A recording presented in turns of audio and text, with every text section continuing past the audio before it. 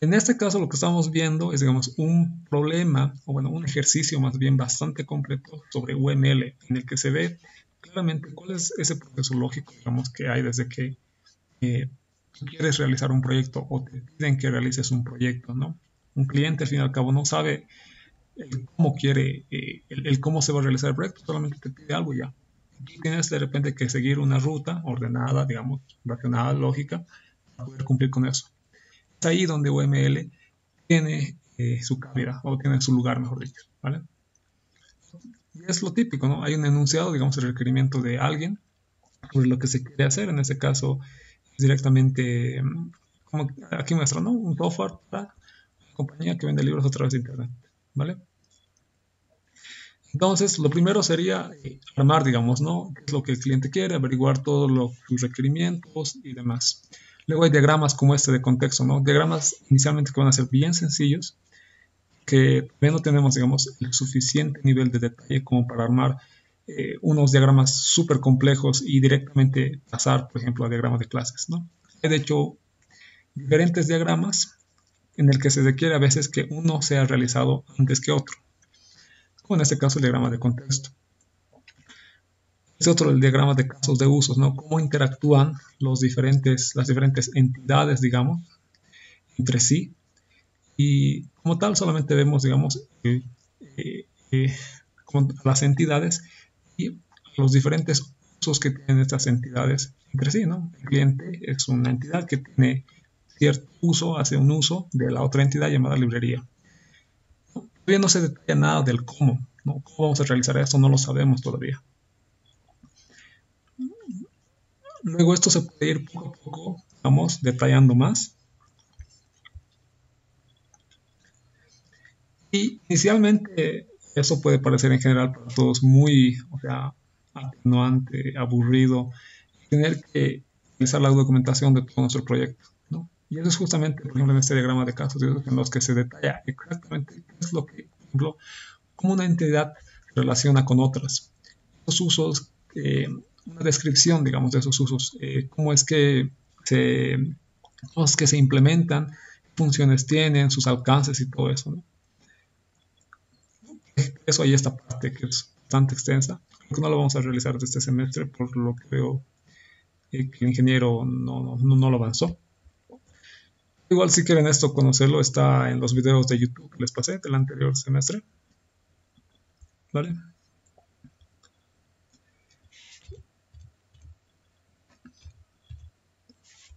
Luego tenemos esto igual, es un diagrama de actividades. Esto es una extensión de lo anterior, ¿no? Ya vemos, digamos, de forma mucho más detallada cómo es, digamos, esa secuencia de pasos en las que se realiza la interacción de las diferentes entidades, ¿vale? Voy a adelantar. Luego ya tenemos igual, ¿no? Otro tipo de diagramas, estados y el de clases. Inicialmente el diagrama de clases ustedes ya vieron algo bastante sencillo, ¿no? Que era solamente una clase, su representación, pero no vieron nada de asociaciones, ni de herencia, ni de cómo estas clases se relacionan con otras para lo que es un proyecto, digamos, por lo menos más cercano a la realidad. ¿Okay? Un diagrama de clases, como pueden ver, más o menos complejo, pero no se asemeja en nada a lo que vamos a ver más adelante como ejemplo. O diagramas de secuencia que se hacen más complicadas cada vez, ¿no? Que hay más, el nivel de abstracción, digamos, ya nos permite poder hacer justamente digamos, un manejo más detallado de cada parte de nuestro sistema, ¿no? A medida que avanzamos, conocemos más cómo funciona este. Diagrama de paquetes, también hay incluso diagramas de datos para ver cómo se relacionan entre ellos, ¿vale? Esto, por ejemplo, incluso yo no lo sé, ¿no? Con tantos diagramas que, de hecho, yo tampoco los conozco todos. Y es que UML es tan extenso que daría solamente para un semestre, digamos, ¿vale? Al fin llegamos de repente a esto, ¿no? Que es lo más, de repente, que es la fase final de todo el proceso que hemos realizado. Llegar a la clase de diseño, porque a partir de esto nosotros podemos implementar lo que ya es la solución en software, digamos. Dependiendo del nivel con el que nosotros detallamos estas clases, podemos incluso exportar lo que es el UML directamente, digo, ¿no? Como lo que hicieron o como el intento que hicieron con EasyUML, ¿vale? Entonces, nada, habiendo dado esa introducción, vamos ahora sí a ver un poco más en detalle. Esto. De acá, por ejemplo, este diagrama que ven acá es de un juego de ajedrez. Aquí, bueno, hay una clase que se llama pieza. Por ejemplo, tenemos acá lo que es jugador humano. Ahí en la inteligencia artificial, digamos, ambos heredan lo que es una clase padre-jugador, no es abstracta. Lo que ven es como incluso una ruta, un mapa que nos guía, ¿vale? Esto es un ejemplo, digamos, ¿no? De lo tanto que puede hacerse. Bien, al fin y al cabo, mejor vamos concretizando. O sea, es un diagrama, en este caso de clases, ¿qué es lo que muestra? ¿Vale? Entonces, una de las primeras cosas es que son estructuras estáticas. Como tal, este mi diagrama no va a cambiar en el tiempo, va a ser el mismo. No es que de aquí a un año, digamos, aquí hay una variable que me indique que va a crearse una nueva clase o que va a agregarse nuevos datos. No. Es algo así como el plano, digamos, no sé, estructural de un ingeniero civil. ¿Vale? Entonces voy a ponerlo solamente. Es una estructura estática. ¿No? Digamos un plano, algo así. ¿Vale? No va a cambiar con el tiempo. Más. Como hemos visto, hay lo que son objetos, o en este caso clases, y las relaciones entre estas, ¿no? Lo que en este caso un diagrama siempre nos va a mostrar las relaciones existentes, serían las relaciones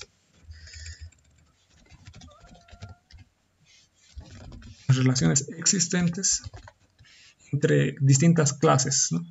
Relaciones existentes lo voy a dejar. Relaciones existentes. Luego también vamos a poder ver a las clases. Bien, por si acaso hay diagramas de objetos incluso, ¿no? En este caso nos van a mostrar a las clases, incluso objetos en ciertas situaciones muy específicas.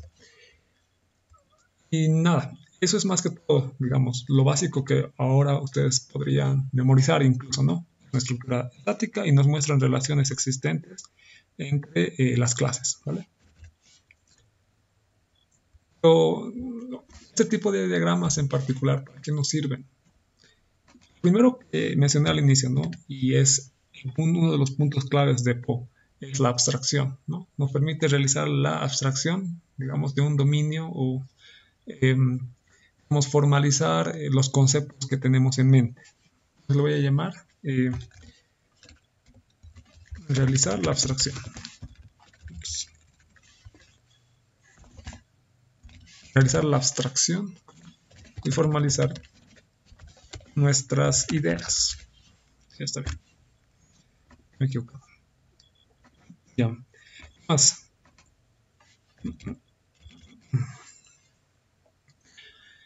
Dijimos documentación, ¿no? O sirve para documentación. En algún momento dado, digamos, siempre no solamente vamos y hacemos el proyecto y ya, ¿no? Tiene que existir, o sea, la ruta de cómo hemos llegado a hacerlo, ¿vale? Y eso es algo que ya no estamos a veces acostumbrados como estudiantes, pero cuando van a trabajar, en general siempre les piden documentación, reportes, informes, todo, ¿vale? Y OML sirve para justamente eso. Eso sería, digamos, lo principal que por el momento podemos hablar, ¿vale? Bueno, esta parte desde aquí más o menos ya es del libro, poco a poco el resumen de lo que en el libro se muestra. Y no voy a hablar en este caso ya mucho sobre, digamos, diagramas de clases, qué exactamente es, en qué situaciones se aplica, ¿no? Creo que eso ya vieron con el ingeniero más o menos bien. Entonces directamente vamos a entrar a un poco más notación detallada. Una notación detallada en este caso de cómo es que se componen o cómo es que se realiza un diagrama de clases o cuáles son sus componentes en general, ¿vale? En este caso, un diagrama de clases pueden ser representados por rectángulos como acá, ¿ven? Aquí solamente tendríamos, digamos, la cabecera o el nombre de nuestra clase. Podríamos tener luego también lo que son compartimientos. Digamos que esa caja que tenemos se puede dividir. La primera división viene inmediatamente después del título, son los atributos. Y después tenemos lo que son los Los atributos sí, y luego tenemos los métodos. No es que nosotros siempre tenemos que definir, digamos, el tipo de datos o, por ejemplo, qué tipo retorna, qué tipo de variables son estas, o el nivel de protección que tienen, si son privadas o públicas o protected. Esto también va a revelar, digamos, la fase en la que nosotros nos encontramos con nuestro proyecto, ¿no? Podemos estar iniciando de repente a hacer nuestro proyecto de programación y no conocer verdaderamente si este es mi método de obtener créditos, por ejemplo, me ha de devolver una variable de tipo double o de float, ¿no? O si ha de requerir ciertos parámetros, ¿no? Voy a tener solamente en la cabeza la idea de que requiero un método como ese. Más adelante, cuando ya tenga todo bien pensado, puedo recién implementar con más detalle lo que son otro tipo de datos adicionales, ¿vale? Entonces, a ver, como resumen, ¿qué pasó? Ya. Vamos a decir solamente que está representado por un rectángulo con compartimientos o con divisiones, ¿no? Divisiones, listo. Más nivel de detalle de los elementos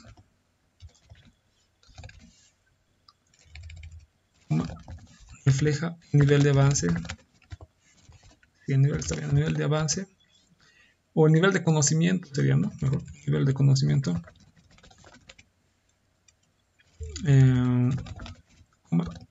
del proyecto en cuestión, ¿vale? Bueno, sin embargo, sí hay cosas que desde ahora ya valdría la pena, por ejemplo, un poco más tratar de detallar, ¿no? En este caso, los atributos. Esto de acá que ven es un poco complicado, solamente tiene que ver con el orden en el que nosotros ponemos dichos atributos, ¿vale? Por ejemplo, creo que ya han visto estos de los simbolitos, ¿no? Más, menos, luego hay una especie de numeral, luego hay como una especie de figurilla, eso vamos a verlo. En este caso, es lo mínimo que puede tener nuestra clase, tiene que ser el nombre del atributo. ¿No? Por lo menos tenemos que tener el nombre del atributo. Eso es mínimo, ¿vale?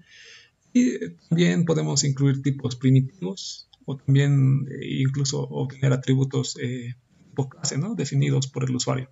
Saben, de repente utilizar una clase que creamos previamente o utilizar una clase ya definida por el propio lenguaje de programación, digamos un string, un array, etc. ¿No? Lo típico que hemos venido haciendo. Entonces, ¿cómo es que se forman lo que son estos datos?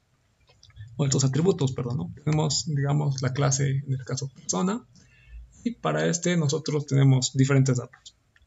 Y solamente tenemos, por ejemplo, el primer nombre, sería el nombre de la variable, luego tenemos el string, ¿vale?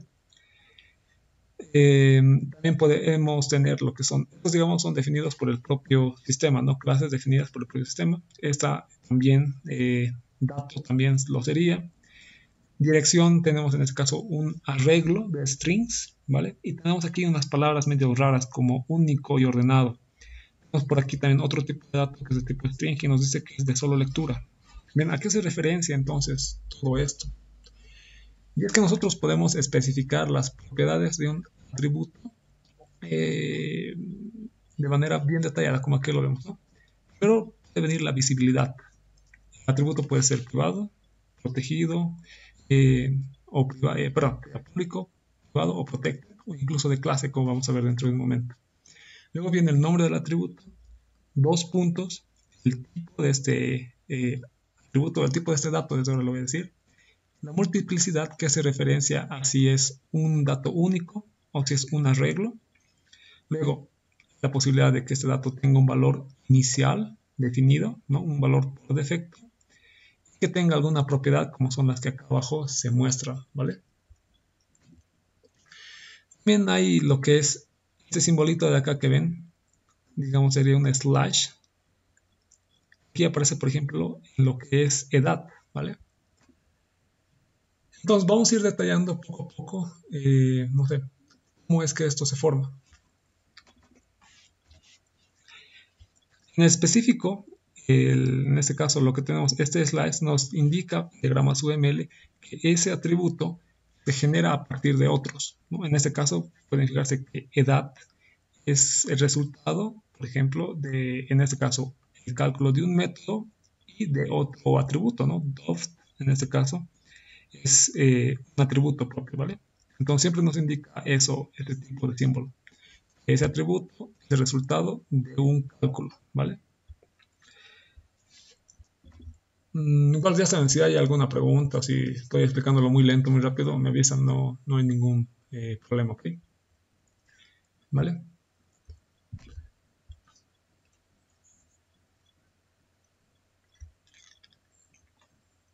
Ya, no hay ninguna pregunta entonces.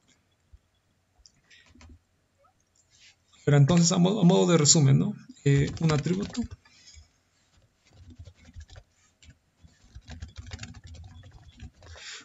puede ser especificado según un orden, el orden que debemos ver acá arriba, un orden como nos indica, no hay que nos indica, su label le diría, o su etiqueta, o sea, el nombre, ¿no? Su nombre, o sería mejor, ¿no? Su visibilidad primero, o su modificador de acceso, como lo vimos, nombre, o luego vendría el tipo, estoy siguiendo este mismo orden de acá arriba, más su multiplicidad,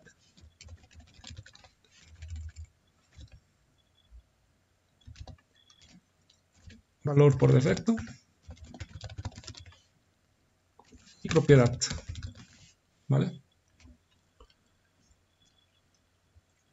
Esto de propiedad todavía no lo he explicado, pero ¿a qué hace referencia? Por ejemplo, existe este que es de read only, solamente dice, ¿no? Tiene que ver con que ese atributo, por ejemplo, solamente va a ser de lectura. Yo puedo, como lo habíamos visto en algún momento, definir si quiero tener métodos get y setter para un atributo en concreto. ¿Qué pasa si yo creo un atributo de tipo privado y en ningún momento creo un método get o set? Es que este atributo nunca va a poder ser modificado. Entonces solamente va a poder ser solo lectura, ¿no? Solamente yo voy a poder utilizar el valor que tiene el atributo, nunca quizá poder cambiarlo ni nada más. También puedo tener estos de acá, por ejemplo, que es único y ordenado. En este caso hace referencia, por ejemplo, a que como tal dirección, esto es address, ¿no? Hacer un arreglo, ¿no? Todos sus elementos de este arreglo son únicos, o sea, no se repiten.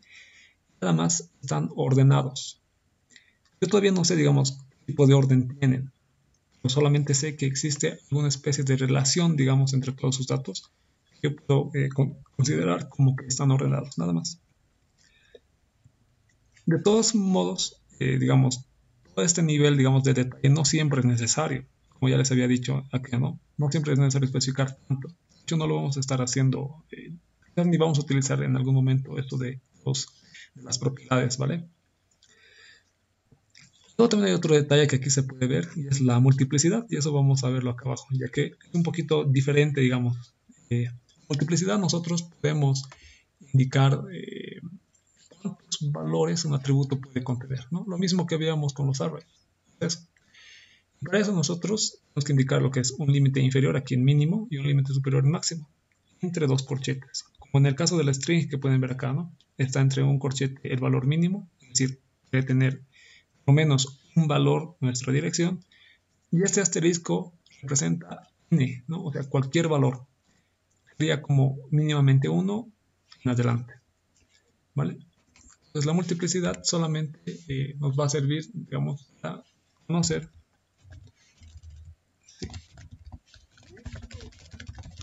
cuántos valores tiene un atributo. Prácticamente un array. Eso es lo que refleja la multiplicidad en UML, ¿vale? Un array, un arreglo. Y como tal, ya vemos, ¿no? Tiene un valor mínimo, un valor máximo. También nosotros podríamos aquí directamente definir, digamos, entre corchetes, no sé, un solo valor, digamos, address string 5, significaría que es un array de 5 elementos. Ahí está. ¿Sí, cierto?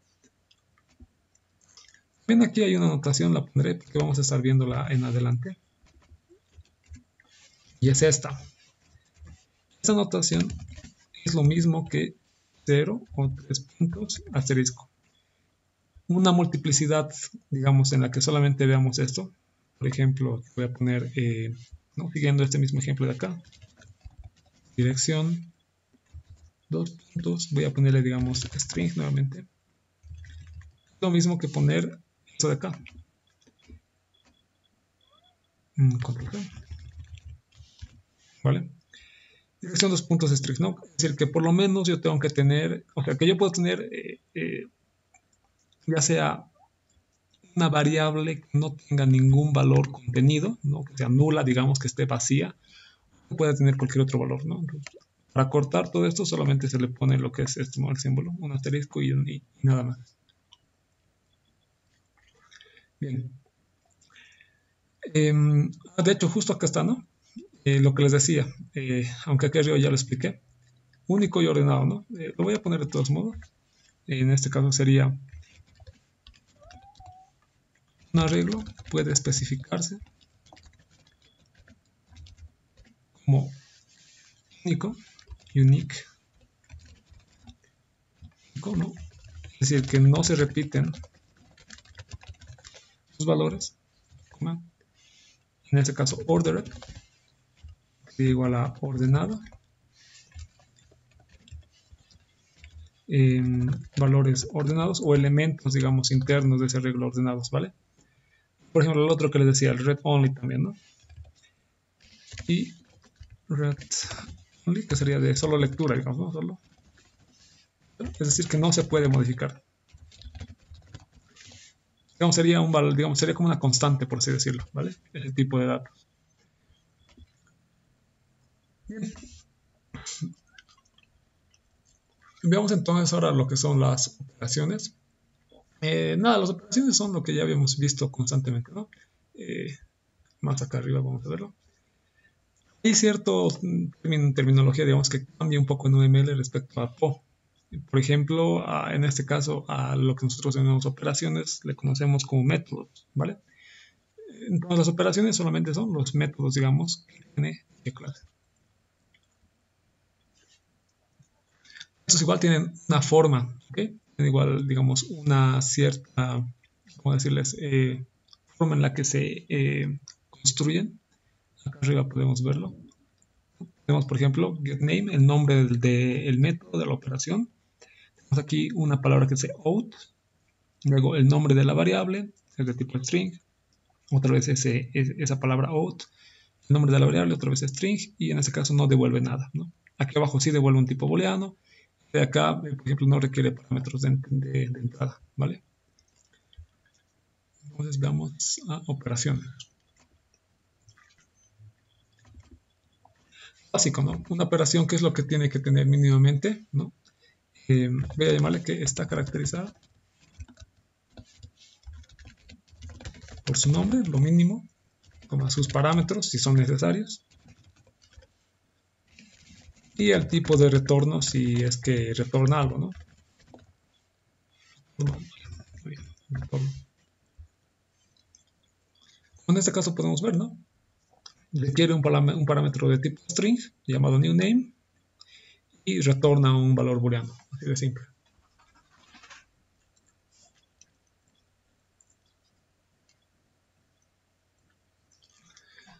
Bueno, sin embargo, hay estos modificadores que sí cambian, ¿no? Que no habíamos visto en este caso por ejemplo, en Java y que tampoco hay tanta necesidad. Es que nosotros podemos especificar, digamos, la dirección, el nombre del parámetro, así es como se llaman, ¿no? Estos se llaman como parámetros de entrada y salida también, ¿vale?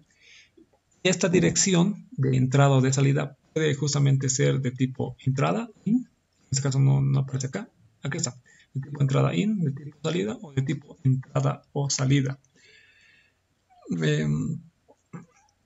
¿A qué más o menos hace referencia a esto? Por ejemplo, si nosotros utilizamos la operación aquí, getName, ¿no? Obtener nombre en un programa, por ejemplo, nosotros sabemos que podemos pasarle incluso variables de clase, en este caso variables de instancia, que pueden ser modificadas, ¿no? A ese problema de la variable por referencia, ¿se acuerdan? Entonces, si yo defino, por ejemplo, esta variable, por ejemplo, fn, es de tipo salida, de que al momento de que se ejecute esta operación, este método, esta variable puede cambiar su valor, ¿no? Digamos que yo le paso un objeto, ¿vale?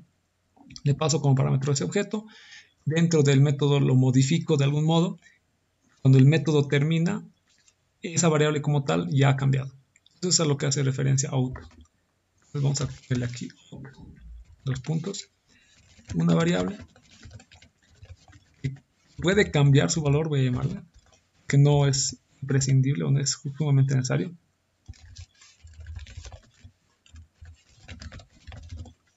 Una variable que puede cambiar su valor durante la ejecución del programa, ¿vale? Es una variable de solo salida, digamos, ¿vale? También tenemos lo que es una variable de tipo in. No es acá, pero, por ejemplo, cuando nosotros hacíamos el ciclo for mejorado, recuerdan que había una variable contenedora que no cambiaba su valor en ningún momento. Nosotros esa variable la sumábamos, la multiplicábamos y no cambiaba, no afectaba, digamos, a los elementos de nuestro arreglo que recorríamos. En general, también podría ser un tipo primitivo, digamos, ¿no? Yo puedo por aquí poner un tipo primitivo y sé que no va a cambiar su valor. Es un objeto, no está almacenado en la memoria heap, ni hay variables que hagan referencia a él, ¿no? Entonces, esto mismo de acá arriba me va a servir.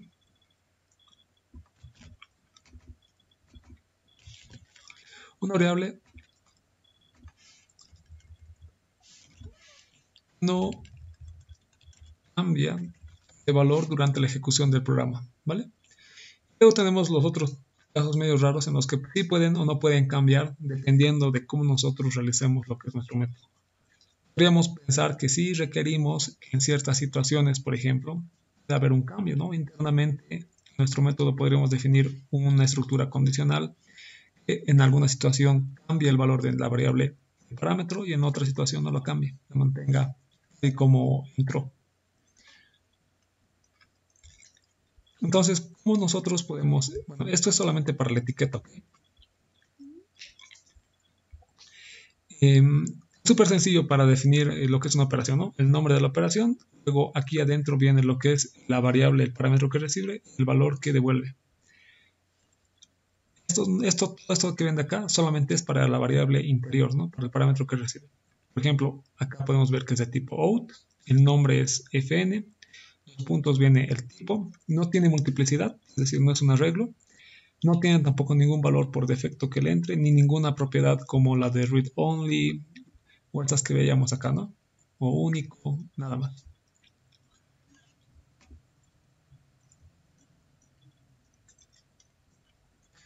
Bien, ahora los marcadores de visibilidad, esos menos, más que hace detalle.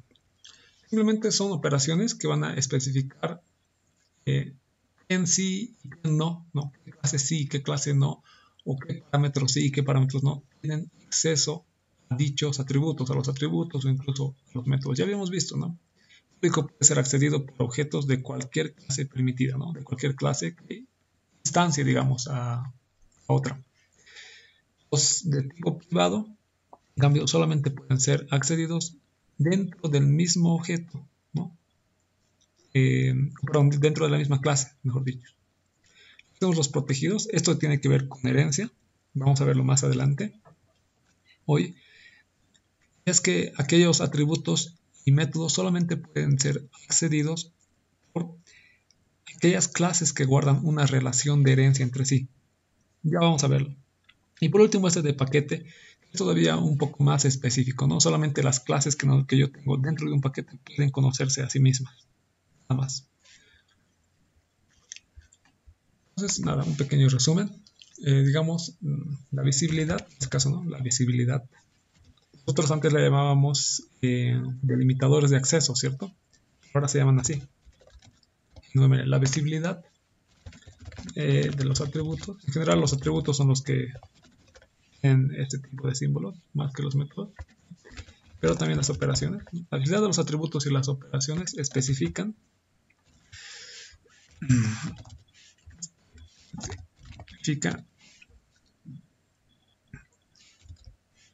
sería bien con acento, ¿no? quién tiene acceso a ellos, ¿vale? Es súper sencillo.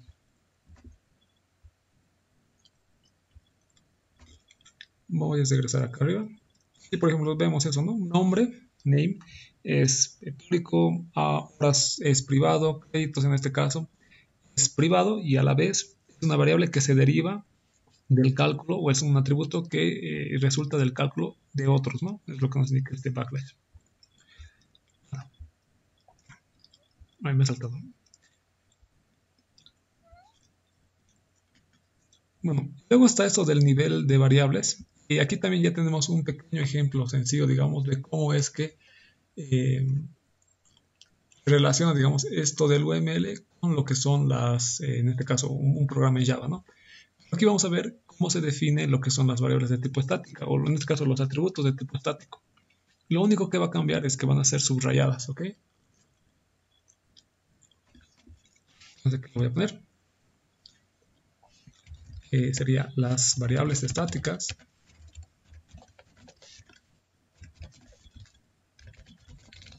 son definidas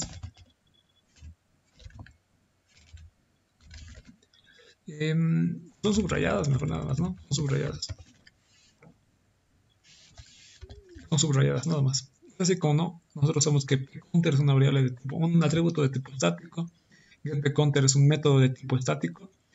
Y aquí, por ejemplo, ya podemos ver un poco mejor, ¿no? ¿Cómo es esto? Tenemos aquí, por ejemplo, los delimitadores de acceso o los marcadores de visibilidad, más para públicos, menos para privados. Aquí tenemos lo que es del address, el protect para herencia. Tenemos aquí igual nuestra variable de tipo estática. Fíjense, ¿no? Es básicamente lo que hemos venido haciendo en las anteriores clases. ¿Vale? Creo que quizás no he explicado bien ese detalle justo en las anteriores clases, pero una variable de tipo estática es una variable de clase, no de objeto. ¿No? Para que nuestras variables de tipo normales, ¿no? Las de instancia, las variables de objeto, digamos, estas, por ejemplo, la pública, estas, todas las que no son estáticas, nosotros al instanciar una clase definíamos un nuevo valor. Pero con los atributos de tipo estático, no es así. Podemos nosotros tener un valor en estas variables sin instanciar la clase como tal. ¿Vale? Como lo que ocurría con los métodos. No teníamos que instanciar una clase para utilizar el método, ¿no? Podemos hacerlo de forma directa. Importábamos el paquete de forma apropiada. ¿Ya? Entonces una variable estática subrayado en UML. Así de simple. Y luego puedes tener los mismos otros atributos, ¿no? Que las variables no estáticas. Entonces, de todo esto, aquí tienen un resumen, ya en español un poco más claro, sobre la visibilidad, nombres de los atributos, lo que hemos ido mencionando, ¿ok? Algo bastante sencillo. Y también un resumen de cómo se forma, digamos, lo que son los atributos, los métodos, ¿ok? Y es lo que decía, ¿no? Propiedades, por ejemplo, ¿no? Es solo de lectura, si es una consulta, si es concurrente, guardado, etcétera, etcétera, etcétera, ¿vale? Aquí en el ejemplo ya les quería mostrar cómo utilizar lo que es este software. Existen bastantes, la verdad, para poder realizar diagramas de clases.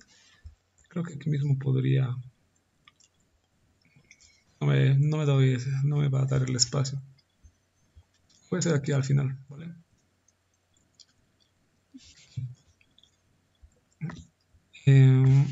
Bueno, es súper simple utilizar este software, ¿vale? Nosotros podemos ir, una vez que hemos entrado, aquí nos aparece UML. Espero que se cargue. Y ahí ya nos aparece todo lo que necesitamos para hacer UML, ¿no? Desde las clases. Luego tenemos acá abajo las distintas relaciones de asociación, composición, herencia y demás, ¿vale? Y también tenemos, por ejemplo, para hacer otro tipo de diagramas, como el de uso de casos, ¿se acuerdan? Con actores.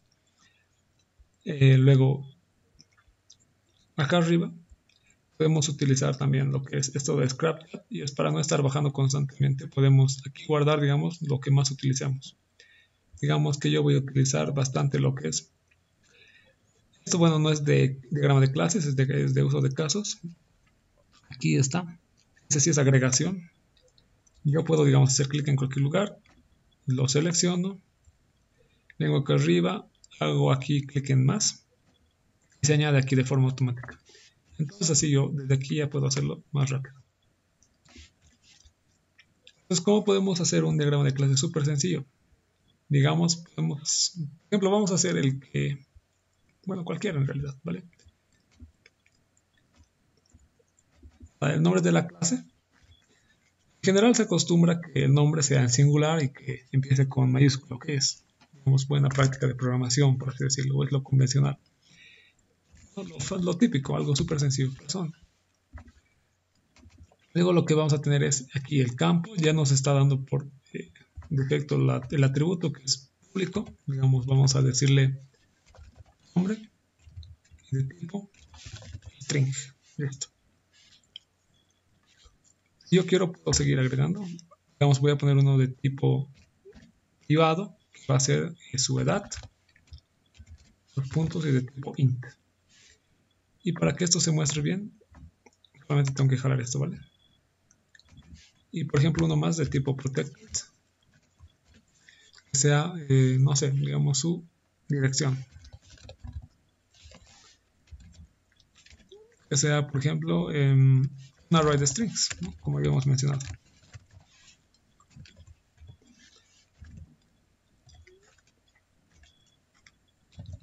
Listo. Lo mismo con métodos. Súper fácil, ¿no? Como podemos ver, es solamente escribir, digamos. Voy a poner yo, por ejemplo, el método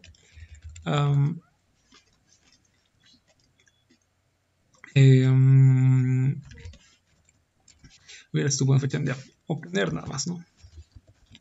Ya te da.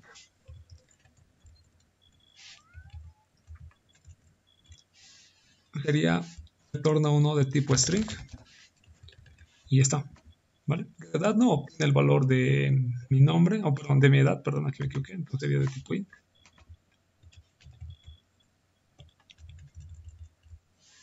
Listo, ahora sí, ¿no? De edad, método getter que hemos visto, ¿no? Retorna un tipo int. Esto es bastante sencillo, no voy a hoy realizar un ejemplo de un diagrama de clases, eso lo vamos a dejar para el sábado, en la que después de haber visto toda la teoría ya vamos a aplicarlo de forma directa. Es así como se realizan los diferentes, por ejemplo, voy a crear otro más, diagramas de clase con este software y es bastante sencillo. Voy a utilizar lo que es mi de ver herencia. Bueno, implementación, digamos, que no correspondería para esto. Ahí está. Y aquí debería de ponerle, digamos, abstract, ¿no?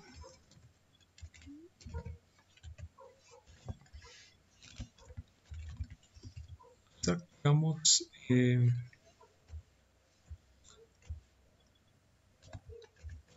gente. Eso va, bueno, más adelante lo voy a explicar a qué se refiere a abstract y todo lo demás, ¿vale? Muy sencillo crearlo. Les voy a mostrar ahora, aprovechando que estamos haciendo esto, otras herramientas que son bastante sencillas. La primera es esta que se llama Lucidchart, igual en algún momento pueden utilizarla.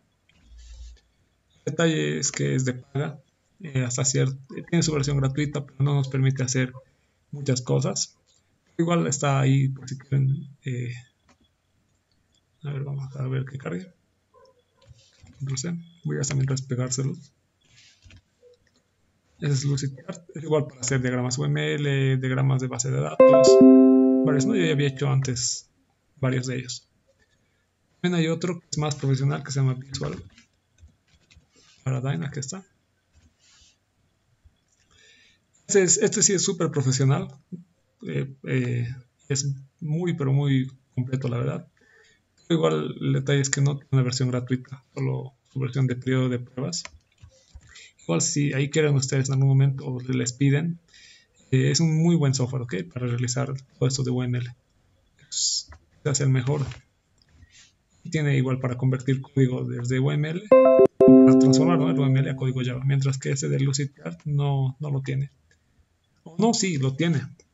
Lo tiene. Bueno, ya eso lo consultan ustedes. ¿Vale? Entonces nada, seguiremos con los conceptos, ¿ok? Solamente quería, incluso ustedes mismos pueden explorar esto hasta el día sábado. El día sábado sí vamos a ver con detalle cómo utilizar los diferentes elementos que tiene acá, que puedes arrastrar como han visto nada más. Ya. Entonces si no hay alguna consulta, antes de continuar.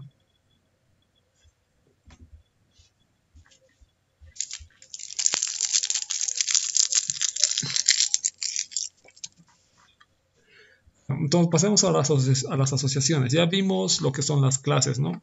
Elementos y demás. Pero sí o sí en un diagrama en general va a existir asociaciones entre clases, ¿no? Porque de eso se trata promocionalmente a objetos, ¿no? Que existan objetos que se relacionen entre sí, ¿vale? Entonces, una asociación entre clases va a modelar posibles relaciones, ¿no? Conocidas también, digamos, como uniones o uniones de instancias de clases incluso. Es algo sencillo, mejor voy a ponerlo, ¿no? Digamos, las asociaciones entre clases modelan las posibles relaciones, ¿vale? Aquí creo que esto está mal. Y como tal nosotros podemos tener lo más básico que son asociaciones binarias, ¿no? Ya habían visto un poquito de cuando nosotros en una clase como atributo traemos a otra clase, ¿no? Una asociación binaria en este caso solamente va a ser una asociación que nos permite eso, asociar, digamos, dos instancias de dos clases, ¿no?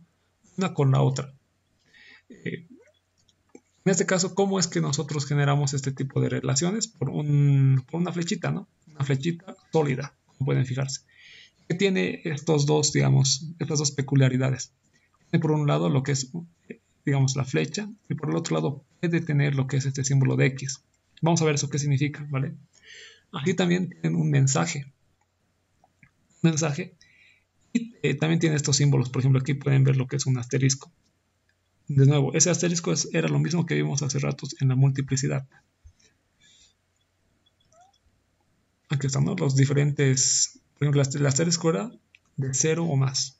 Igual podría especificarse acá, digamos, una multiplicidad unitaria o un rango entre un mínimo y un máximo, ¿vale? Entonces solamente vamos a llamarle, ¿no? Nos permite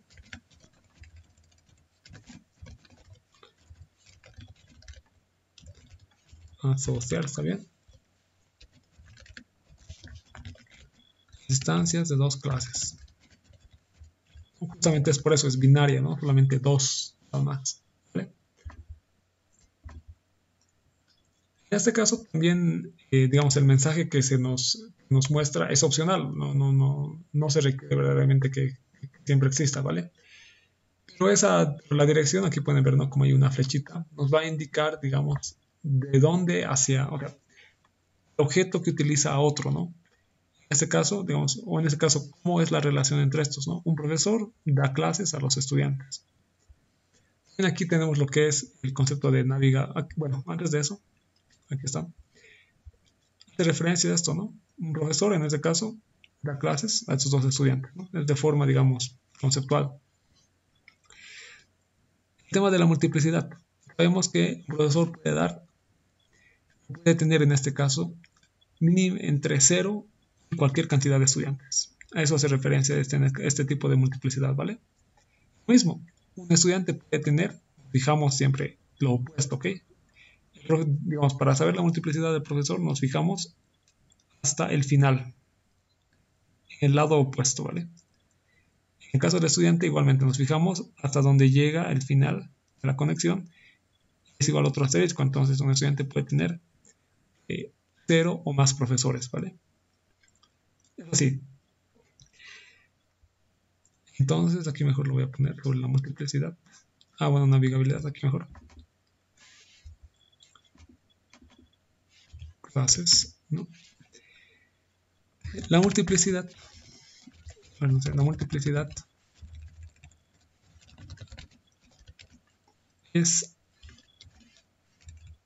se encuentra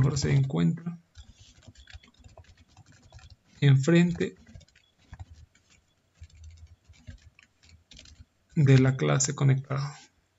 Enfrente de la clase referencias. Yo quiero analizar la clase de estudiantes, es mi clase de referencia. Entonces, su multiplicidad de esta clase se encuentra aquí, ¿no? El profesor lo propio acá, ¿no? Un estudiante puede tener muchos profesores, un profesor puede tener muchos estudiantes, ¿vale? Luego también está lo otro, que es eso de navegabilidad. Yo aquí creo que hay un ejemplo. Aquí está el ejemplo. Todo eso tiene que ver con, digamos, de si los atributos, o sea, bueno, más que los atributos, si la clase, digamos, si la clase A es conocida por la clase B, existe navegabilidad. Nos indica, digamos, la flechita que vemos acá. Pero si la clase A no es conocida por la clase B, entonces tenemos lo que es esta X, ¿vale? Por ejemplo acá, con código vamos a verlo, ¿no? En este caso no existe navegabilidad por parte del profesor hacia el estudiante, ¿no? El profesor, fíjense, está la X, no conoce al estudiante. Es decir, en mi clase profesor yo no tengo una variable, digamos, de tipo estudiante. Pero del estudiante hacia el profesor sí existe una navegabilidad. Es decir, que en este caso el estudiante conoce al profesor por medio de una variable llamada, en este caso, lecturer, también significa expositor o profesor, ¿vale? Lo voy a tomar igual, lecturer, profesor. El estudiante tiene una variable de tipo profesor. Entonces, por eso, esa es la manera en la que él puede navegar, ¿no? Puede conocer, digamos, los atributos, los métodos de esa clase. Eso es navegabilidad, así de sencillo. También otra forma de poder expresar esto, en vez de utilizar lo que es esta relación, digamos, de esta forma gráfica, es directamente hacerlo así, ¿no? Dos clases separadas. La clase profesor, digamos, aquí podría tener sus métodos, atributos, demás. En la clase estudiante nosotros definiríamos una variable, un atributo de tipo profesor. Ahí ya tenemos entonces que la navegabilidad solamente la posee estudiante. ¿Listo? Bien. Ya saben, si hay alguna duda o si estoy trabándome, díganme, no hay ningún problema.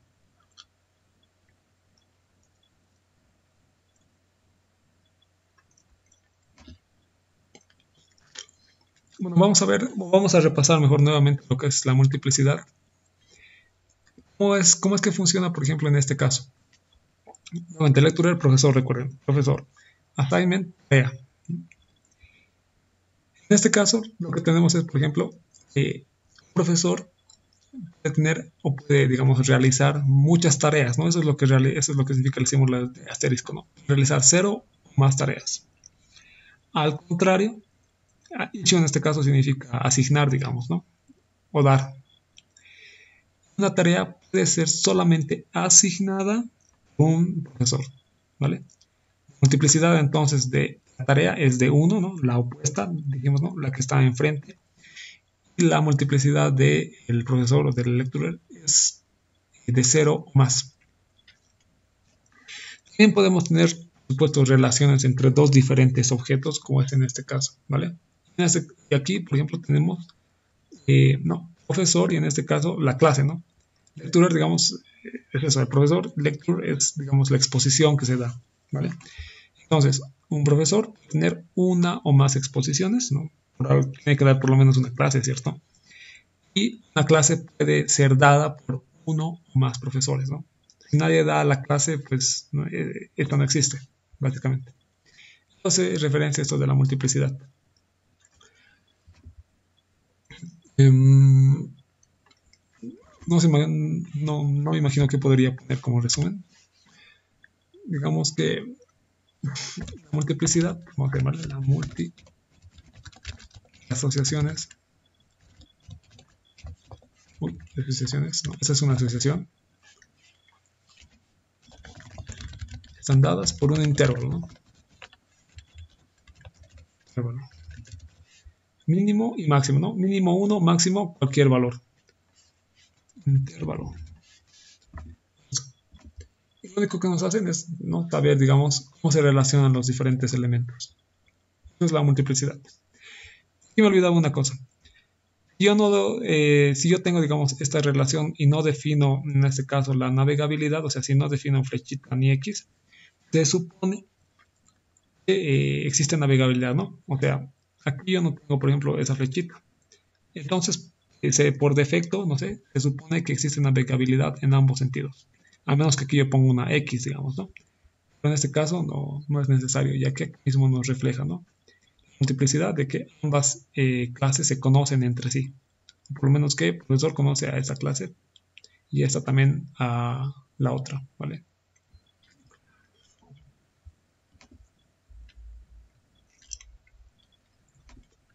Bien, ahora vamos a ver el tema de estas relaciones. Hasta aquí era todo binario, ¿no? Solamente dos clases se relacionan y nada más. Por supuesto, existen lo que son, y me olvidé esto, ahora sí. Por supuesto, existen relaciones que son entre varias clases, de diferentes formas. Aquí, por ejemplo, tenemos tres diferentes formas de poder realizar.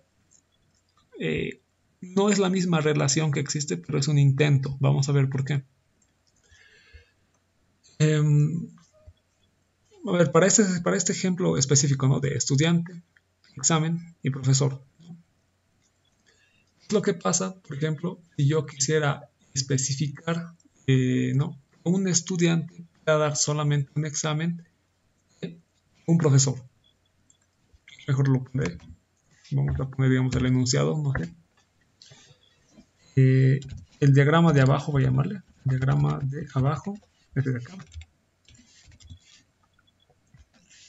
Modela la relación entre las tres, entre tres clases. La que es el estudiante, el examen, y el docente o el profesor, voy a llamarle. Profesor, ¿vale? Tal que se cumpla. A ver.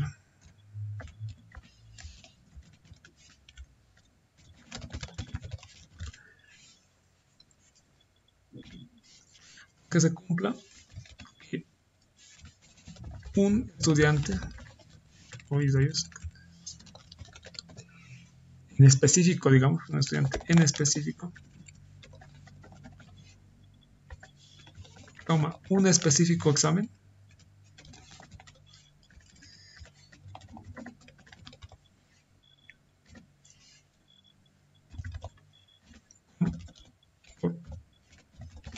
por menos 0 o más profesores. Entonces, ok, un estudiante puede tomar un examen, ¿no? En realidad podría tomar varios, ¿cierto? Pero siempre tiene que hacerlo con a lo mucho 0 o aquí es 1, perdón. 0 o un profesor. Es decir, que no puede tomar un examen con varios docentes a la vez. Es, por ejemplo, un caso en el que sí se requiere lo que es esto de las relaciones en áreas. Para este proyecto, este programa, perdón, para este ejemplo en concreto, podemos decir que no es posible que dos profesores, digamos, en el examen, no, podríamos llamarle más bien que evalúen a un estudiante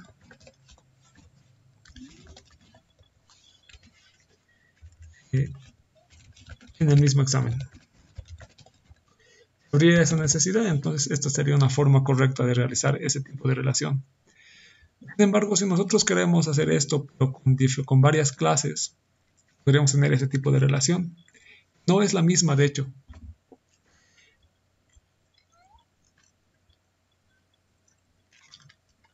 Aquí digamos, en este diagrama, a diferencia de este otro, nosotros tenemos la posibilidad de que, en este caso, un estudiante pueda graduarse con múltiples, o que pueda ser examinado por múltiples profesores, ¿no? Fíjense que en todo momento tengo la relación de 0 a más. Entonces, un estudiante podría tomar 0 o más exámenes y cada uno de esos exámenes podría tener 0 o más profesores que lo den. Lo que, digamos, por una especie de relación transitiva, yo podría decir que el estudiante puede tener un examen, puede ser evaluado un examen por varios profesores, ¿no? Es decir, ya no estoy cumpliendo esto de acá. Lo que de esta forma, digamos, no es la correcta para poder, no sé, reemplazar a esta otra de acá.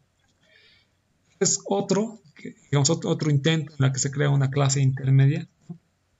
Lo que tampoco resulta, ¿vale? En este caso es probable, digamos, que un estudiante se gradúe múltiples veces de un mismo examen. De nuevo, un estudiante puede tomar en este caso diferentes, digamos, puede ser evaluado diferentes veces o varias veces, ¿no? 0 más veces. Y una evaluación puede tener un examen, ¿cierto? Lo que, nuevamente, de la relación, en este caso transitiva, ¿no? Como un estudiante puede tener varias evaluaciones y cada evaluación puede tener un examen, un estudiante puede tener varios exámenes. ¿Ok? De las relaciones, en este caso en áreas, tampoco las vamos a ver con tanto detalle como está acá, ya que verdaderamente requiere cierta práctica, sobre todo yo creo que cuando realizamos el ejemplo práctico este fin de semana lo vamos a ver. ¿Ya? Nada. Vamos entonces ahora lo que son las asociaciones entre las clases. Eso sí es un poco más comprensible, no sé. Entonces, igual iré haciendo mejor el resumen antes de que me pierda. Como si nosotros queremos asignar atributos o incluso operaciones a las relaciones que existen entre las diferentes clases, y no solamente relacionar las clases. Es decir, aquí yo hago una relación directa, ¿no? Entre estudiante y, digamos, la evaluación, ¿no? Es una relación directa. Pero si yo quisiera agregar, digamos, en esta relación algún nivel de detalle más, yo debería utilizar lo que son las asociaciones de clase. Eso de acá. A ver, por ejemplo, acá. Un estudiante puede tener uno o más programas de estudio, ¿no? Digamos, una más asignaturas. ¿No? Pero para que yo pueda realizar esto, para que pueda cumplirse, deberé quizás utilizar lo que es una clase que me permita realizar este tipo de unión, ¿no? En este caso, la clase inscripción, ¿no? Digamos que esta clase me va a proveer ciertos métodos que yo pueda utilizar para realizar el linkeo, ¿no? Entre estudiantes, entre la clase de estudiantes y la clase de asignatura, ¿vale? Vamos a ver, bueno, un resumen igualmente. Si queremos, voy a poner, si queremos agregar o asignar, mejor dicho, ¿no? Atributos o operaciones, las relaciones, ¿sí? Entre una o más clases, como podemos utilizar, debemos utilizar mejor la asociación de clases, ¿no?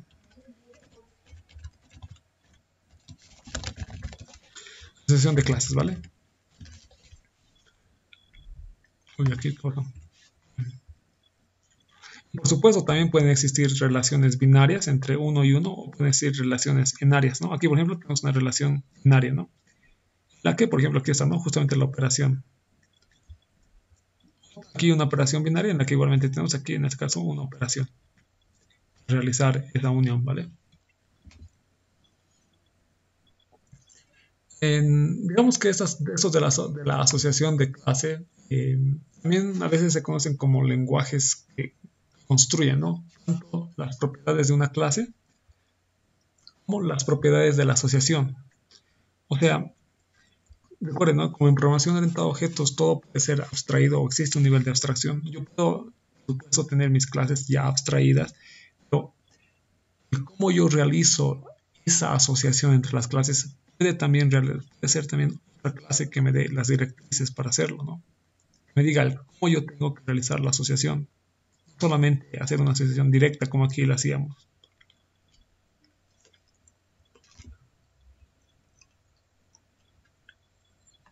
Bien, bueno, vamos a poner, por ejemplo, lo que es, o bueno, voy a tratar de explicar lo que es este ejemplo de acá. Digamos que nosotros queremos modelar la situación en la que los estudiantes, o un estudiante más bien, quiere lo que es inscribirse a una asignatura, ¿no? A un programa de estudio, digamos, ¿no? En este caso, este puede hacerlo una o más veces, ¿no? Puede inscribirse a una o más asignaturas. Sin embargo, ¿cómo yo podría modelar esto de forma correcta?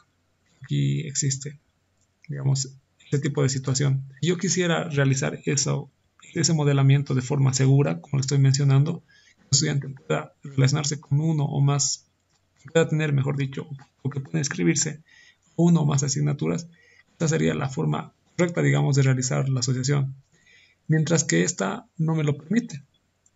De nuevo, si nos fijamos, es bastante sencillo. Un estudiante puede tener eh, uno, una o varias inscripciones.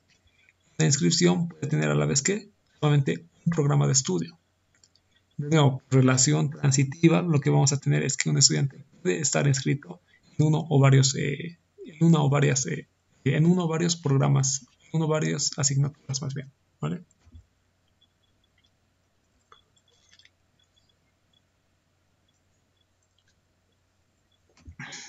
Ya, otro de acá. Bueno, esto tiene que ver justamente con los mismos modificadores que habíamos visto hace ratos, ¿no? Sea único o no único. En este caso, como son relaciones de 0 a más, ¿no? O sea, son arreglos, es lo que decíamos, ¿no? Pueden existir dentro de esos arreglos repeticiones. Es decir, un examen puede ser, el mismo examen puede ser tomado por varios estudiantes, sí, por supuesto, ¿no? Por eso es que puede ser único. También podemos definir que no sea no único. Por defecto, si no especificamos nada, va a ser único, ¿vale?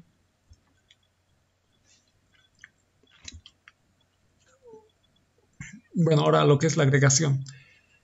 Igual aquí lo pondré como un pequeño resumen. La agregación es digamos, una forma especial de la asociación.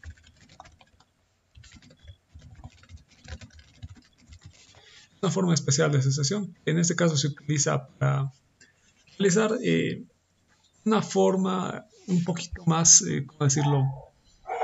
Aquí lo vamos a ver, ¿no? Una relación un poco más sólida que esta anterior, ¿no? Lo que aquí tiene que ver con la agregación compartida es cuando una clase, digamos, incluye a otra clase como parte de sus atributos. Pero aquí nosotros lo declaramos de forma explícita, ¿ok?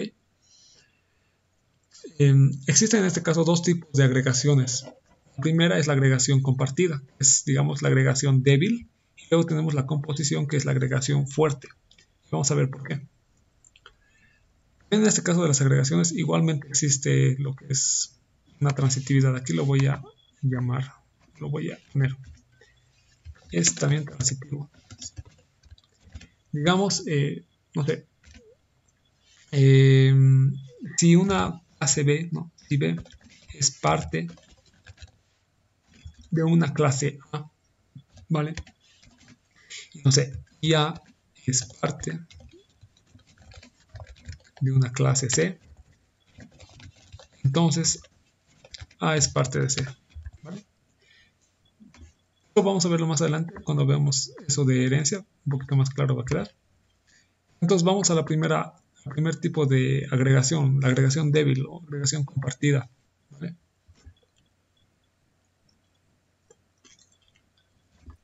Sí. ¿Sí? ¿No sería entonces B es parte de C? Ah, sí, sí, claro, ¿no? Perdón. Sí, me dejo llevar. Claro. Sí, sí, perdón. Obviamente. Ya, gracias. Eso, por si acaso, es transitividad, está en ambos, en la compartida y en la composición. Pero bueno, ya veamos entonces eso de la agregación compartida. ¿Cómo es o qué tiene que ver, ¿vale? Les decía, una agregación compartida expresa una relación o una unión débil, básicamente, entre las partes del todo, entre las partes que se componen, ¿no? Digamos, entre dos clases, ¿vale?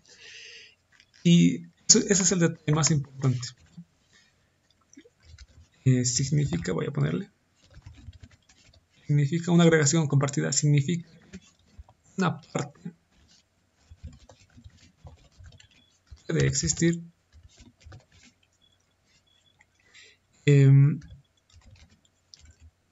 ¿cómo le podría poner? Sin que la otra deje de existir. O sea, no depende de la existencia de otra. Ninguna parte puede ser independientemente del todo. ¿Vale? Por ejemplo, yo tengo aquí esas relaciones de agregación compartida. Fíjense que el simbolito es este, digamos, tipo rombo, en el que me menciona que un laboratorio vamos a ver, un curso mejor. ¿Okay? Un curso, en este caso, puede tener 0 más estudiantes, ¿no? Un estudiante puede estar, digamos, registrado en 0 un laboratorio, o clase si quiere.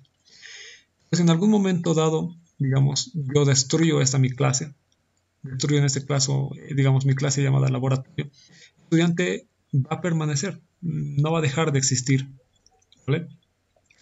Es lo mismo pasaría en este otro caso. Digamos, una asignatura, una materia, puede tener un 0 más cursos, ¿no? Un curso puede tener mínimamente una asignatura más.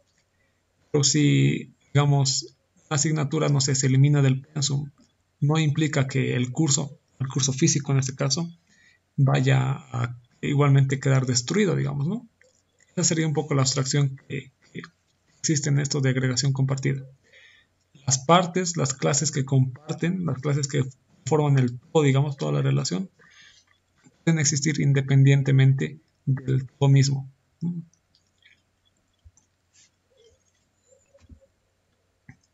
embargo, eso no ocurre en lo que es la composición. La composición expresa, como les dije, ya una relación fuerte, en lo que por lo menos, vamos a bajar para verlo acá,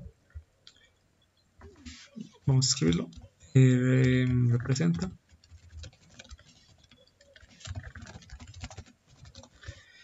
una relación fuerte en la que las partes no pueden ser, o no pueden existir mejor,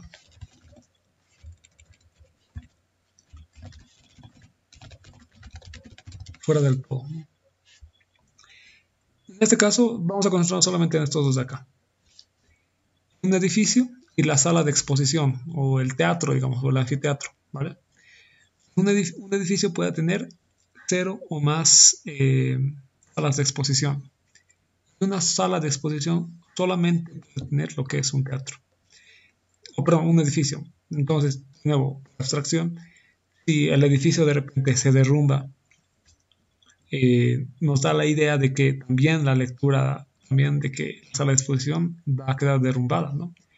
Entonces, mi sala de exposición no puede existir fuera, digamos, de esta relación que existe.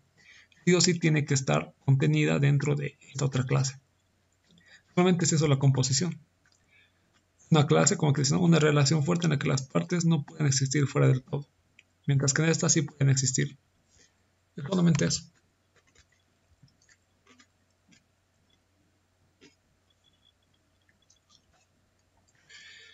Luego vamos a tener lo que son las generalizaciones. Eso, las generalizaciones ya tiene que ver un poco ya con herencia, entrando en ello, ¿no? Digamos que yo tengo lo que es un programa de estudio, bueno, una asignatura, una materia, un curso, una facultad. Asociado a lo que es una asignatura puedo tener un estudiante con estos atributos. Asociado a un curso en concreto puedo tener un investigador asociado, ¿no? Un docente investigador, digamos, como se denomina en nuestra universidad. Igualmente con sus diferentes atributos. Asociado a la facultad como tal puedo tener un empleado administrativo, una secretaria, digamos, por así decirlo, que también va a tener sus atributos. Entonces, en generalizaciones nosotros en algún momento vamos a querer todos estos, digamos, atributos que se repiten entre las diferentes clases, concentrarlas en una sola clase, ¿no? Que, viendo que existen datos comunes, convendría tener una clase que nos provea, digamos, todos esos atributos, que nosotros podamos solamente jalar, digamos, la clase o atraerla, digamos, a nuestras clases más específicas y así no tener esta redundancia. Igualmente aquí, por ejemplo, pueden ver un poco más en detalle de lo que veíamos con las asociaciones. Un estudiante puede tener uno, o puede estar registrado, digamos, ¿no? En roles registrado en uno o más programas de estudio, en una o más asignaturas. Y una asignatura puede tener registrado a 0 o más estudiantes. En el caso del curso, lo mismo. Un curso puede tener, en este caso, puede ser dictado por uno o más, digamos, docentes investigadores. Un docente investigador puede ser asignado a solamente una facultad, digamos, la facultad de ingeniería. ¿Así ven? así como se compone estas diferentes relaciones. Aquí, por ejemplo, existe lo que es la relación débil, ¿no? De agregación, lo que decíamos. No existe el programa de estudio, pues nada, no pasa. El curso todavía sigue existiendo por sí mismo.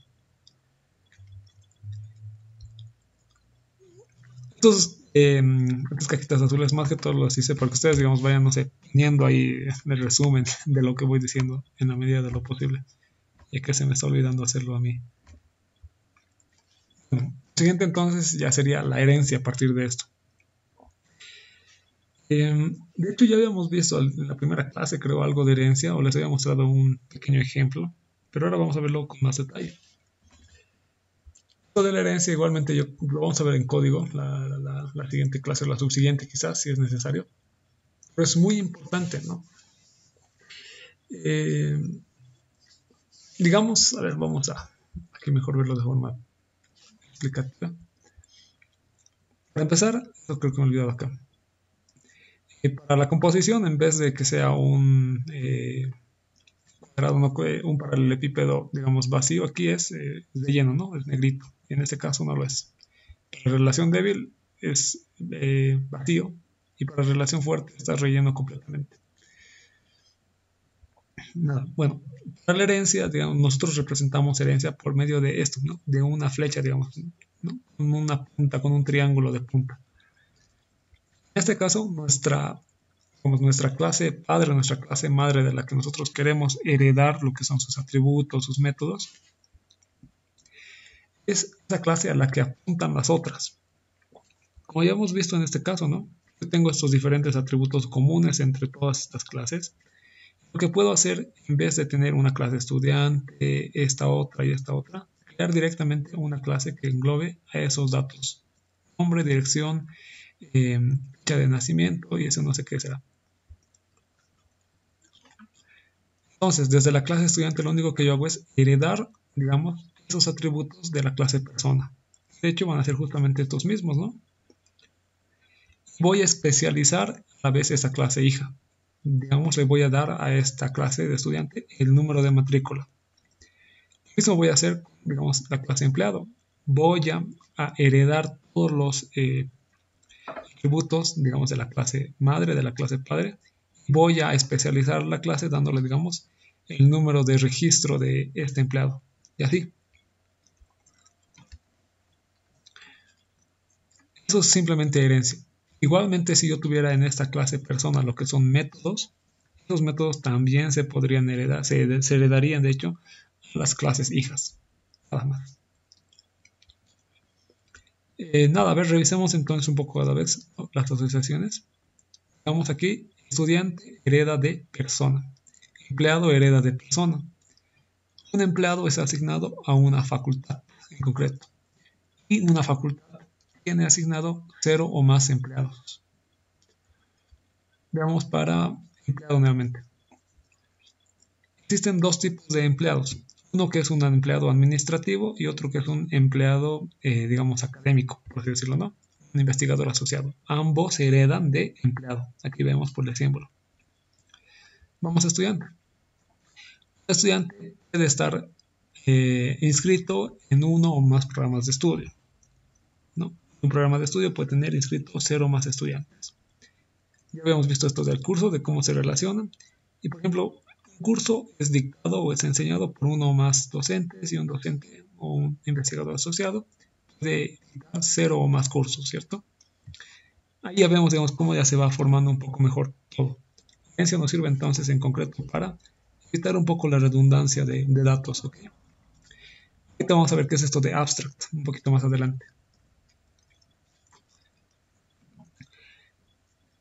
Hay un detalle interesante en UML, es que en teoría, aquí le voy a poner, ¿no?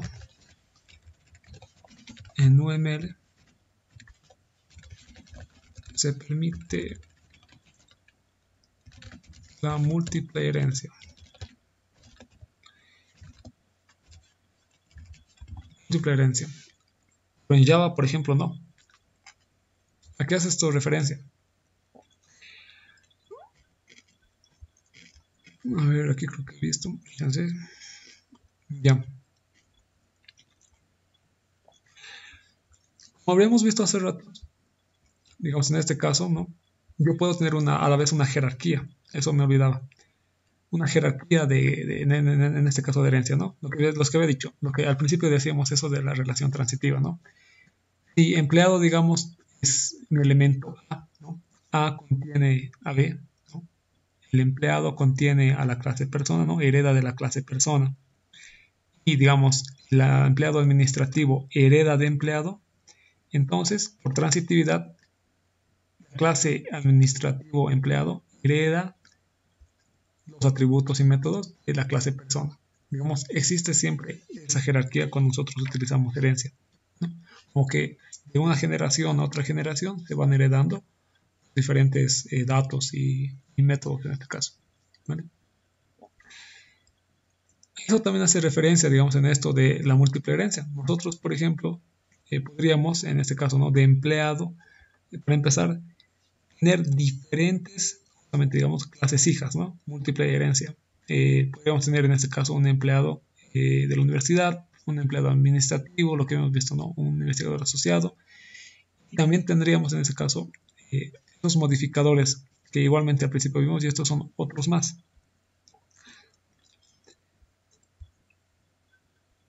Esta vez voy a volver a subir.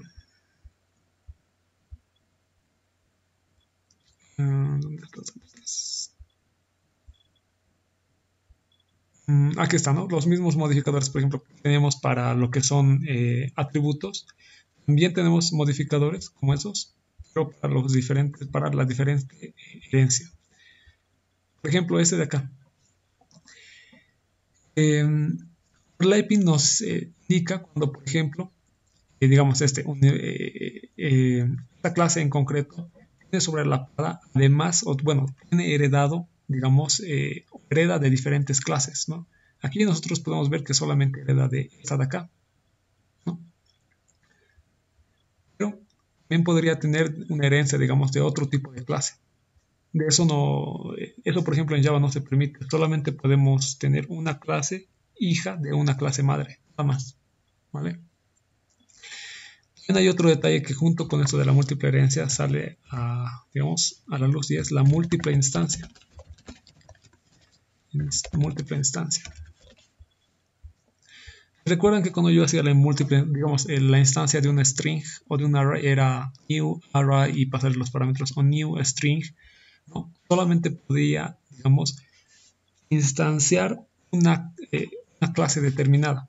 Sin embargo, aquí, por ejemplo, empleado, puedo instanciarlo a la vez, por ejemplo, de estas otras clases, ¿no? Si un empleado, digamos, en este caso, tiene en este caso, job, digamos, una característica de trabajo, entonces yo puedo instanciarlo desde otra clase. Puedo instanciarlo como un investigador asociado, ¿no? Instanciarlo como un administrativo. Si de repente tiene, digamos, otro tipo de característica, otro tipo de perfil a esta clase que yo quiero tener, puedo instanciarlo, por ejemplo, como en este caso, como es otro tipo de clase, ¿no? Como un empleado de la universidad. Es decir, puedo tener múltiples instancias para un mismo objeto. Ambas cosas en Java no se permiten. No se permite la múltiple herencia en Java ni tampoco la múltiple instancia. Bueno, ya estamos casi a punto de acabar. Vamos a tener eso de las clases abstractas versus interfaces. Esto es un poquito más, no complicado, pero sí requiere un poco de atención, que tampoco lo vimos en código. Una clase abstracta es prácticamente lo mismo que una clase normal, ¿no? Lo único que se va a diferenciar es que por lo menos tiene que, aquí lo pondré, una clase abstracta. Ah, no, pero aquí abajo ya lo puse, me acuerdo. Aquí está.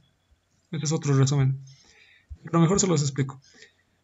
Una clase abstracta por lo menos tiene que tener un método abstracto. ¿Y esto a qué hace referencia? Cuando yo, por ejemplo, aquí tenía esto de herencia, puedo instanciar lo que es empleado, puedo instanciar lo que es, digamos, administrativo empleado. También puedo instanciar, bueno, en este caso no, lo podría instanciar si esto no fuera abstracto, la clase padre, ¿no? Es decir, podría crear un objeto de tipo persona, un objeto de tipo empleado, un objeto de tipo docente, digamos, ¿vale? y es que no fuera abstracto. Utilizo una clase abstracta justamente para dotar de jerarquía, digamos, a mi herencia. Abstracto, yo hago que esta clase como tal ya no puede instanciarse a sí misma. No voy a poder tener objetos de tipo persona. Solamente voy a poder tener o voy a poder utilizar los atributos y métodos de mi clase madre o padre abstracta por medio de sus clases hijas. Al instanciar sus clases hijas va a ser la única manera en la que voy a poder utilizar esta clase abstracta, ¿vale? Aquí, por ejemplo, tenemos ese ejemplo. Persona es una clase abstracta, porque yo no voy a poder en ningún momento en mi código, digamos, crearme un objeto de tipo persona. Solamente voy a poder, digamos, crear una clase hija, empleado, otra estudiante. Estas sí las puedo instanciar y mediante estas puedo utilizar los diferentes métodos que me provee esta clase abstracta. Nos sirve básicamente para eso, ¿no? Para poder, una clase abstracta solamente tiene sentido en herencia, ¿vale? Solamente en herencia es cuando tiene sentido. Sin embargo, ¿qué hay de las interfaces? La interfaz es prácticamente lo mismo que una clase abstracta. La diferencia de que todos sus métodos para empezar son ya de entrada definidos como abstractos. ¿A qué me refiero?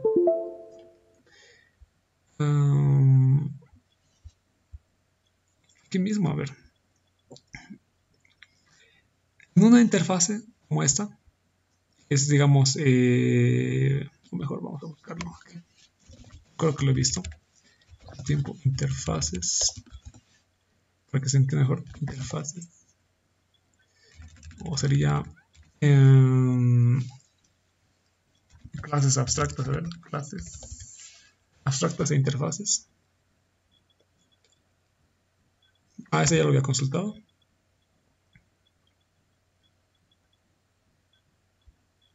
Aquí está perfecto, este está muy bien.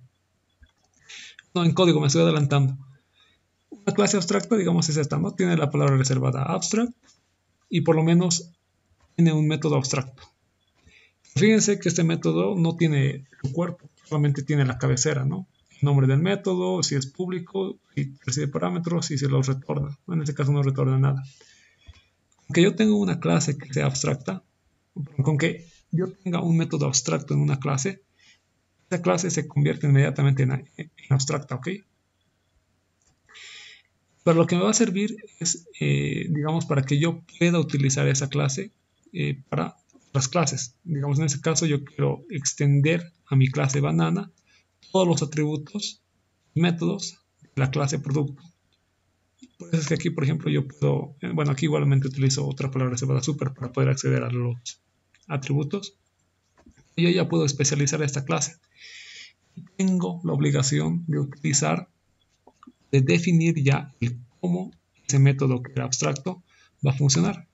Aquí solamente me dice, vas a tener un método llamado obtener nombre. Pero no te digo el cómo va a funcionar.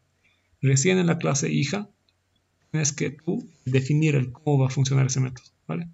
Es básicamente una clase abstracta, nos sirve para tener una especie de planilla, incluso podríamos llamarle, a nuestras clases hijas, ¿no? Para definir el comportamiento que va a tener o los métodos que tiene que implementar.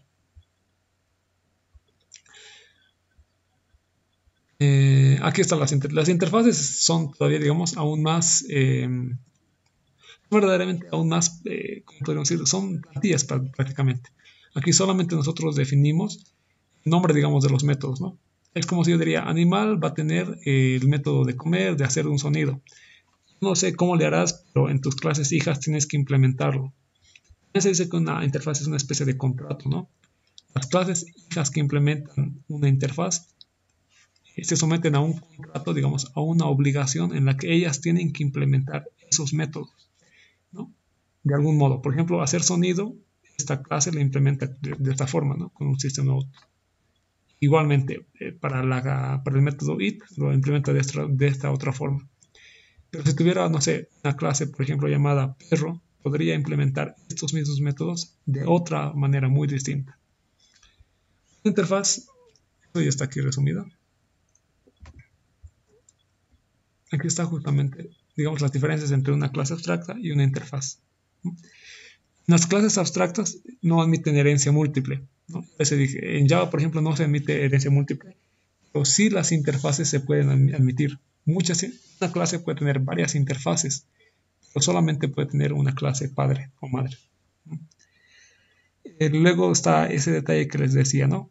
Una clase abstracta puede tener métodos con implementación, es decir, métodos que tengan el cuerpo del método, ¿no? Que me digan cómo funciona ese método. Con una interfaz, absolutamente todos los métodos no tienen la implementación, solamente tienen la cabecera y nada más.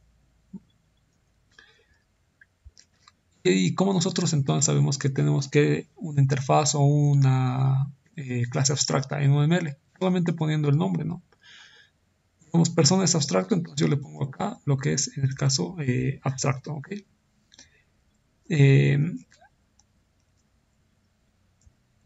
Yo quiero realizar la herencia de una interfaz, no utilizo lo que es una flecha, digamos, sólida, ¿no? Utilizo una flecha que tiene en este caso, como aquí pueden ver, como dashed line, se traduciría esto, ¿no? Segmentada, una línea segmentada. Eso me indica que yo estoy heredando, digamos, en este caso, de esta interfaz llamado printable, ¿no? Un método print, digamos, ¿no? Yo print sí o sí tengo que implementarlo. Por eso aquí, fíjense, tengo print. Aquí también en curso tengo print, ¿vale? Aquí también estoy, por ejemplo, realizando esto de print, pero aquí sería una sobreescritura de método, ¿no? Eso que en algún momento les dije de override, que hicieron con el ingeniero, ¿vale? Yo sé que quizás no ha quedado esto bastante bien claro, ¿no? Es bastante teoría. Pero vamos a hacerlo el sábado. El sábado vamos a realizar un ejemplo ya mucho más detallado. Vamos a ver todo esto. Vamos, cómo es que en un ejemplo más real se implementa esto de asociación, de herencia, de cómo, por ejemplo, se realiza correctamente lo que es la definición de los atributos, de los métodos, las relaciones que vamos a tener, asociaciones, etcétera, ¿vale?